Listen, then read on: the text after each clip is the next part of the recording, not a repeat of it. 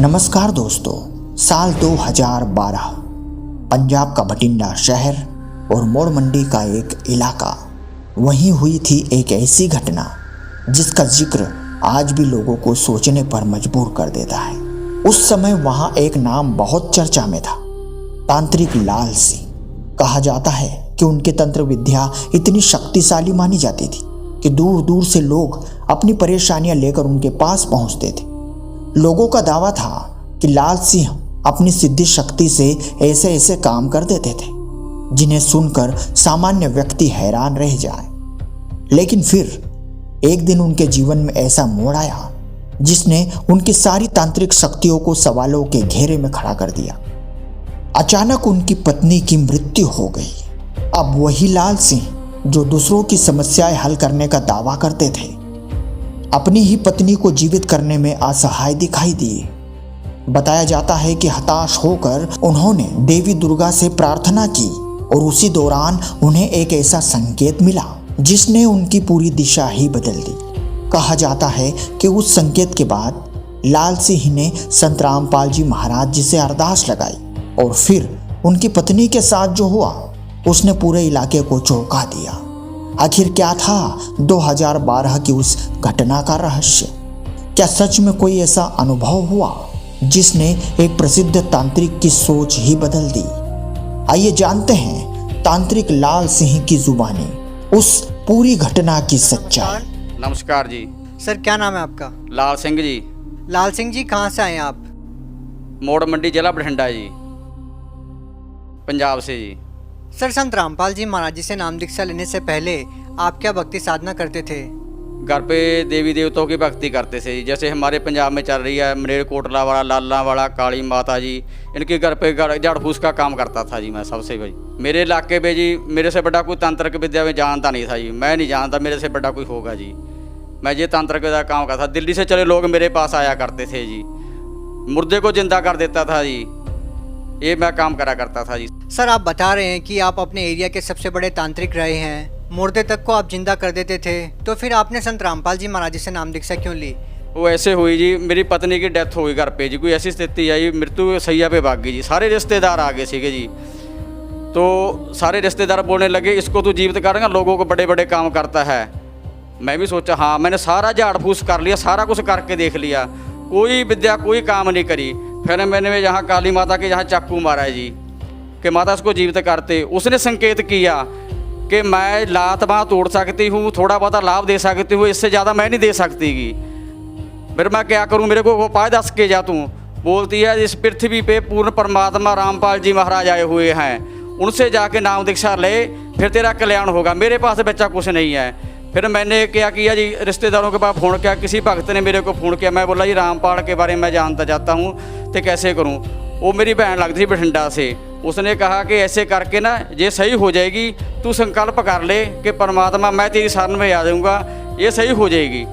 मैंने उसी टाइम संपर्क किया, हे परमात्मा बंदी शोर सतगुरु रामपाल जी, मैं आपका नाम ले लूँगा, ये जिंदा हो जाए। क्यों मेरे को पहले बता रखा था कि तेरे 2 शादियाँ होएगी, एक शादी पे 3 बच्चे होके ये मर जाएगी, इसकी 27 साल की उम्र रहेगी। वो मेरे को याद थी जी।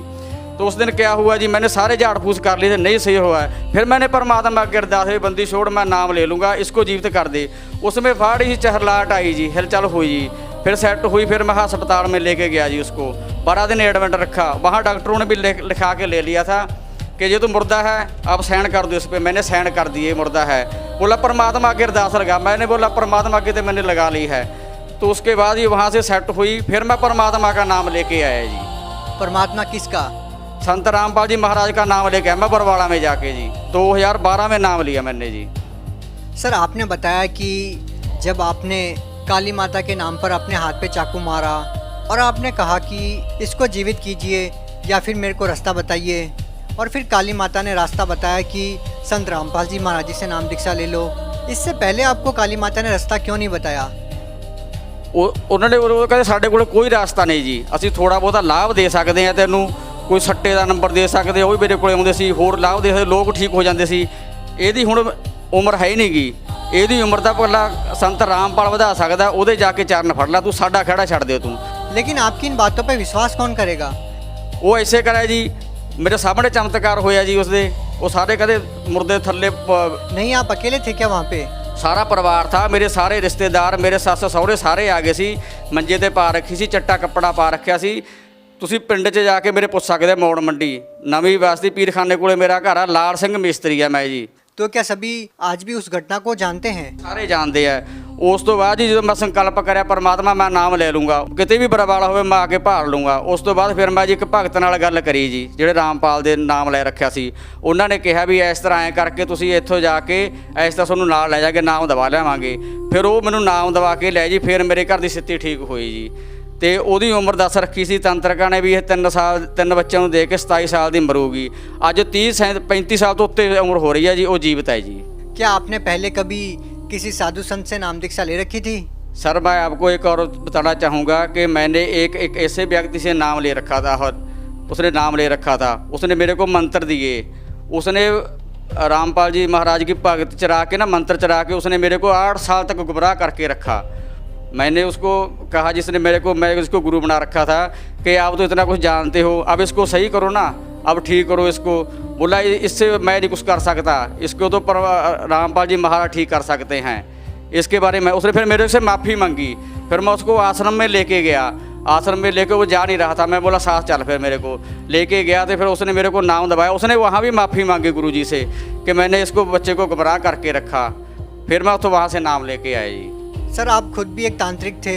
आपने जिससे नाम दीक्षा ली थी वो भी सिद्धियां करते थे, लोगों को ठीक करते थे, और काली माता ने भी आपको संकेत किया कि संत रामपाल जी महाराज जी पूर्ण संत हैं, उनसे नाम दीक्षा ले लो। लेकिन आज वही पूर्ण संत जेल में है। क्या आज भी आपकी आस्था संत रामपाल जी महाराज में है? हाँ जी, उससे भी ज़्यादा जी। ये भी बात और बता देता हूँ भक्तजनों को, जो बंदा मेरे को लेके गया था वहाँ, उसने मेरे को पहले बता रखा था कि ये संत जेल धाम में जाएंगे। उसका प्रमाण मेरे पास है। मैंने 500 ज्ञान गंगा पहले ला के रख दी थी। मेरे मोड़ मंडी में चढ़ के गाड़ी गुरुजी की गड्डी आ गई थी, मैंने रख लिया। मेरे को पता था कि ये काम आएगी। वो मैंने 500 ज्ञान गंगा रख ली थी, तो वो मेरे बाद में काम आई। उसके उसने ये भी कहा था कि वो इसके बाद फिर मौका नहीं आएगा। उसके हमारी और भी श्रद्धा बढ़ गई उसके पहले बताने से कि गुरुजी वहाँ जेल धाम में चले गए। उससे ज़्यादा हमारी और श्रद्धा बढ़ गई परमात्मा रामपाल जी महाराज के प्रति। मतलब आपको पहले ही पता चल गया था कि संत रामपाल जी महाराज जेल में जाएंगे? हाँ जी, उसने पहले बता दिया था, शर्त करी थी मेरे बात, अगर तेरे को लाभ ना मिले तो मेरे को मना कर, मेरी जीभ काट देना। जेल जाएंगे, जेल धाम में जाएंगे, तो तू पीछे नहीं हटना। मैं बोला 8 साल तुमने मेरे को कहा कि काली माता की घर पे नीचे बैठ के रोटी खा। मैं नीचे बैठ के खाई। मैंने पानी में खड़ के भी साधना की उसके साथ। पोह के महीने में सियाल का महीना होता पोह, उसके बाद मैं नहर में खड़ के साधना की। मैं बोला अब क्या पीछे हटूँगा, मैं नहीं पीछे हटूँगा। उसके बाद फिर मेरे को और भी श्रद्धा बढ़ गई। जब मेरी जनानी वहाँ से आके जीवित हुई, सही होगी, आज भी जाके पूछ सकते। उसके बाद फिर मेरा मकान गिर गया जी, 6 फुट डूंगा था। उसके बाद परमात्मा ऐसी दया करी, वो मकान पवा दिया। उसके बाद बारिश पड़ गई सी 4 फुट डूंगी, बेड टूट गया, पक्खा सड़ गया, कूलर सड़ गया, टीवी सड़ गया, सारा कुछ A to Z नवा आ रहा मेरे घर पे। अब परमात्मा ने इतना ऊंचा कर लिया, 27 फुट पे छत पे मेरी छत पड़ी है। उत्ते संत रामपाल जी महाराज जी का पोस्टर लगा हुआ है। हम नहीं पीछे हटे, ना पीछे हटेंगे, क्योंकि हमको पहले पता था ये होना है।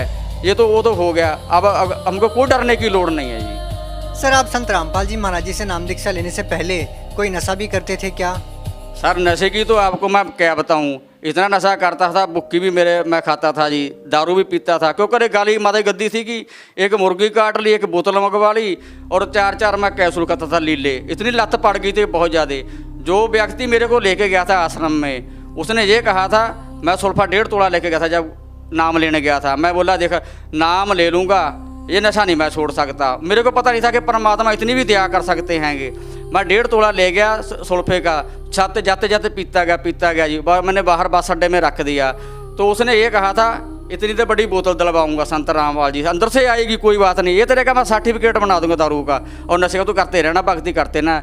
जैसे मैं अंदर गया, परमात्मा से नाम दीक्षा सिर पे हाथ रखा, वो तो मेरे से पता ही नहीं चला कि कब मेरे लत छूट गई। 3 दिन मैं वहाँ परमात्मा की सत्संग हुई, 3 दिन मैं रह के गया। बाद में मेरे को लोड नहीं पड़ी। और जितना मेरा पोटा पड़ा था घर पे, लीले कैप्सूल और बुक्की और दारू और बंडल, वो जैसे मैंने नाम लेके आया, मैं बाहर आके ना उसको पीना तो दूर, मैंने हाथ में नहीं लगाया, मैं डंडे से बाहर करके ना मिट्टी का तेल पा के फूका उनको घर पे आके। सर अब आपको कितना समय हो गया नशा नहीं किया आपने? कितने साल से आपने नशा नहीं किया है? उसके ਅੱਜ ਮੇਰੇ ਕੋਲ 8 ਸਾਲ ਹੋ ਚੱਲੇ ਆ ਜੀ। ਮੁੜ ਕੇ ਲੋੜ ਹੀ ਨਹੀਂ ਪਈ ਘਰੇ। क्या सच बोल रहे हैं आप? हाँ जी। क्या आपके गांव वालों से पूछ सकते हैं? मैं मोड़ मंडी के अंदर मेरे गांव में आके पीर खाना है, पीर बाबा का बहुत बड़ा, कोई भी आके वक्त पूछ सकता है उत्थे, कोई भी जिसको शक हो तंत्रिक विद्या करने वाले को। ये तो कुछ भी नहीं, जैसे मैं जानता था भगत जी अपने इससे धरती से सोना निकालना, ऐसे बंदे के साथ रहा, उसने धरती से भी सोना निकाल के दिया। मैं उस सुनार को बेच के भी आया, आज भी मेरे घर पे प्रूफ पड़ा है। मैं साथ में लाना भूल गया जल्दी में, वो भी आपको दिखा सकते हैं, मेरे घर पे है वो छड़ के। और वो जो जिसके साथ मैं लगा था मेरा गुरु बना हुआ था पहले, मैं कहता उससे बड़ा कोई गुरु नहीं है बाबा पृथ्वी पे। वो क्या करता था, दारू की बोतल चाहिए मेरे को, गुरु जी पैसे तो है नहीं गए, करता फोटो के आगे हाथ कर, फोटो के आगे हाथ करता, 100 का नोट ऊपर गिर जाता था और मैं दारू लेके आता था। इतने इतने में देख के वो ही मेरे को लेके गया आदमी। वो कहाँ लेके गया? जिस व्यक्ति को मैं सबसे बड़ा गुरु मानता था जी, वो उसने माफ़ी मांगी। उसने कहा, मैं उसको सब तो बड़ा गुरु मानता था, उसने कहा भी मेरे से बड़ा परमात्मा आप आया बैठा संत रामपाल जी है, उससे बड़ा कोई नहीं है। फिर मैं बोला तू मेरे को गुमराह करके रखा, उसी दिन बोल देता, बोला मेरी मजबूरी थी। फिर मेरे को वहाँ लेके गया। और एक बात और बताना चाहता भगत जी आपको, वो उसने नाम ले रखा था गुरु जी का, नाम लेके छोड़ के ना जो भक्ति बोध में अपने दिए हुए हैंगे सप्त उजागर सतपुरुष मेरे सुख के सागर, इसके जो बाणी थी ना परमात्मा की, उसने मेरे को मूढ़ी की कलामे बना दी थी। मेरे को नहीं पता था भी बाणी कौन सी काम कर रही हैगी। फिर उसने वहाँ जाके माफ़ी मांगी, उसके मेरे को बना के रखे थे, उसने मंत्र बना के दे रखे थे। फिर मेरे को उसने सारी बात जाके आसन ने बताई कि मेरे को माफ़ कर दो बाकी जी, मैं आपको ऐसे गुमराह करके रखा हूँ, ये परमात्मा आए हुए हैं, इनके चरण नहीं छोड़ना। उसके बाद फिर मैंने पीछे मुड़ के नहीं देखा दुनिया से जी। क्या आज भी आप तांत्रिक का काम करते हैं? जैसे कि आपने बताया कि एक पीर बाबा की दरगाह है जहाँ पे आप रहते हैं। नहीं हूँ नहीं मैं काम करता, हूँ तो लोड़ ही नहीं पैदी भगत जी, अब तो लोड़ ही नहीं पड़ी भगत जी उसके बाद न करने की। क्यों?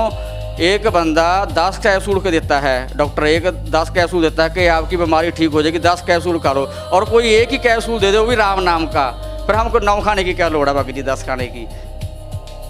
क्या आज आप पूर्ण रूप से स्वस्थ हैं? क्या आपका परिवार आज पूरी तरीके से ठीक है? जब से मैंने संत रामपाल जी से दीक्षा ली है ना, मेरा सारा कुछ सेट हो रहा है जी, घर भी बन गया, सब कुछ बन गया, अब भी सब कुछ सही चल रहा है जी। तो उसके बाद एक मैं अनुभव और बताना चाहता हूँ जी। मेरी लड़की है जी 22 साल की, तो वो बीमार हो गई जी। मेरे घर पे सिर्फ 1000 रुपये पड़े थे जी, 400 तो डॉक्टरों ने ले लिया जी, तो 600 रुपया बाकी रह गया जी। फिर मैंने संत रामपाल जी से अरदास करी, भक्तों ने कहा कि अरदास लगा गुरु जी से। डॉक्टर बोला चंडीगढ़ ले जा, मैं बोला मेरे पास तो 1000 रुपये, मैं चंडीगढ़ कहाँ से ले जाऊँगा उसको। तो अरदास लगाई कि ऐसे ऐसे करके जी, ऐसे ये बात है जी। तो मैं बोला भगत जी अगर मेरी लड़की मर गई ना तो उसको मैं यहाँ जला भी नहीं सकता, मेरी औकात नहीं कि हमारे राम बाग में 2200 रुपये की पर्ची काटते हैं, मैं गरीब कहाँ से दूंगा, और संस्कार भी आप यहीं कर देना, मैं आश्रम में लेके आ रहा हूँ। तो उन्होंने कहा बेटा तू घबरा नहीं भगत जी, गुरुजी से अरदास लगाते हैं संत रामपाल जी से, वो तेरे को अरदास बताएंगे, फिर उसके बाद बात करेंगे। संत रामपाल जी महाराज ने कहा कि परमात्मा में विश्वास रखो, भक्ति करो, ये सेट हो जाएगी, ठीक हो जाएगी। उसके बाद एक गोली की लोड़ बनी पड़ी भगत जी। सर भगत समाज को आप क्या संदेश देना चाहेंगे?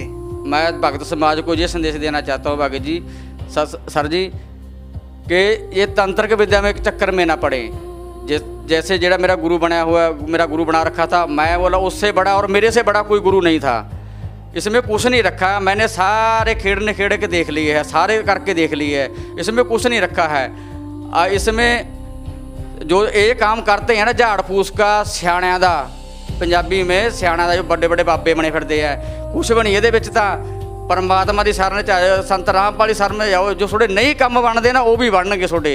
उत्थों जाके मैं गया पर शरण च गया संत रामपाल जी, उत्थे उन्हें भी माफ़ी मंगी तो मैं भी माफ़ी मंगी, हे परमात्मा मैं दुनिया नहीं लुटूंगा, जो कुछ कर रहे हैं ना असीं ये आपदे बच्चों वास्ते कोड़ इकट्ठा कर रहे हैं, ये समझ लो, ये सारा पाप कमा रहे हैं।